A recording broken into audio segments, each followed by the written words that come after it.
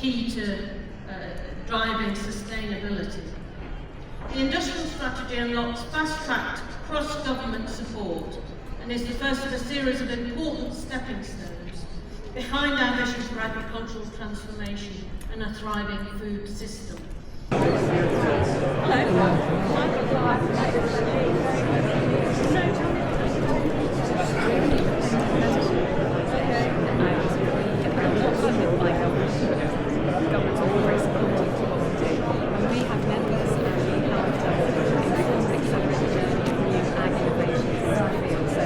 So Belinda, you have just met the Minister of Ag after she did what do you call a keynote speech at Summit? Yeah.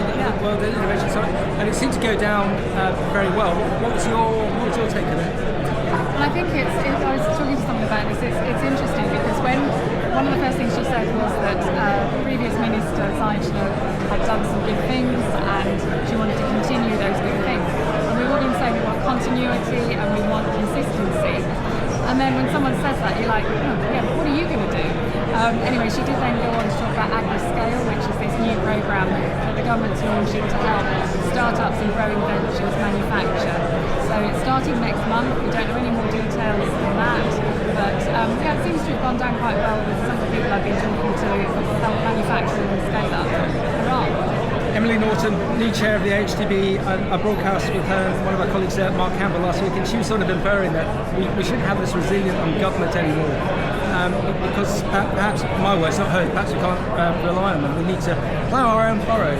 After so many years of reliance on government, what's your take on that, please? Yeah, and I've just been talking to someone about finance, and is it a bank's job to help build resilience in the sector? Is it government's job to build resilience? Whose job is it? And I think the first session with Bayer and BASF and others were saying that actually it's an ecosystem thing to build that resilience. Everybody has a part to play in it, because they were actually saying they want to replace the word regenerative with resilience agriculture. Never mind regenerative, make it resilient. So yeah, I think this is going to be a team sport, getting this industry to be self-supporting. Okay, and then there's a really interesting session just before the Minister came on. It was Chris Mitchell from Brambles. We had the other speakers saying, we have fixed the food problem. And Chris said, guns or butter.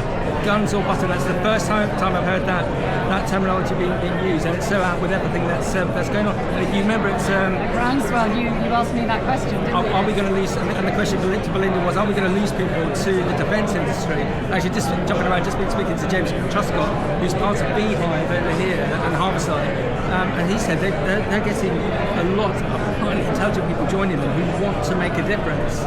So where am I going with that one? I'm now not worried about losing people to the sector, to the defence sector, because I think people who want to do good will come to us. Just an odd expression. Bit frightening.